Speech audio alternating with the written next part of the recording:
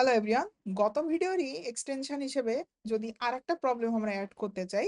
So আমি যদি তোমাদেরকে বলি 32579, এখানকার প্রত্যেকটা ডিজিটের যদি তোমাকে আমি সাম বের করতে বলি, তার মানে কি 3+2+5+7+9, প্রত্যেকটা ডিজিটকে তুমি আলাদা করে বের করে নিয়ে আসলা।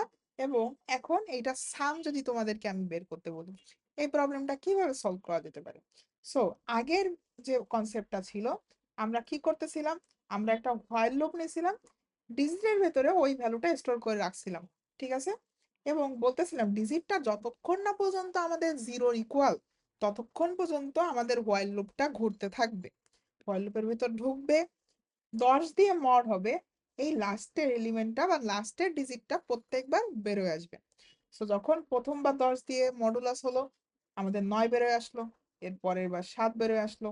কিভাবে হচ্ছিল আমরা দেখছিলাম যে 32579, এখান থেকে আমাদের 3257 এটা রিমাইন্ডার হিসেবে থাকতেছিল এবং 9 বেরোয় আসতেছিল। সেম ভাবে পরের বার 325 রিমাইন্ডার থেকে যাচ্ছিল এবং আমাদের 7 বেরোয় আসতেছিল। পরের বার 32 রিমাইন্ডার হিসেবে থেকে আমাদের 5 বেরোয় আসতেছিল।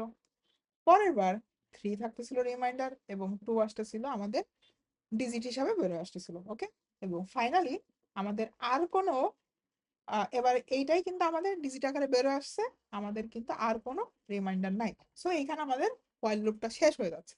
সো এখন দেখো, এই যে প্রত্যেকবার যখন আমরা একটা করে ডিজিট এক্সট্রাক্ট করে বের করে নিয়ে আইছি, আমরা তো আগে এগুলোকে প্রিন্ট করে দিচ্ছিলাম, আমরা এবার আর প্রিন্ট করব না। আমরা কি করতে পারি দেখো তো, আমরা বাইরে initially int some equals to 0 আকার একটা ভ্যারিয়েবল রাখতে পারি না?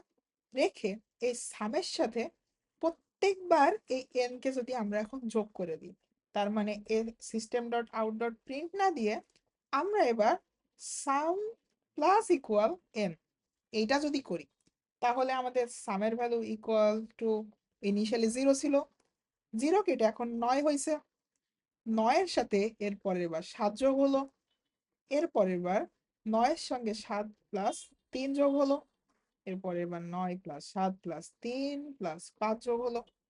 এরপর লাস্টে আমাদের এইটার সঙ্গে 3 অ্যাড হয়ে আমাদের দেখো পুরো যে ইন্টিজারটা ছিল, এই যে যে ইন্টিজারটা ছিল, এই ইন্টিজারের প্রত্যেকটা ডিজিট সাম কিন্তু আমরা বের করে ফেলতে পারলাম। সো আগের প্রবলেমেরই জাস্ট একটা ক্ষুদ্র এক্সটেনশন ছিল এটা।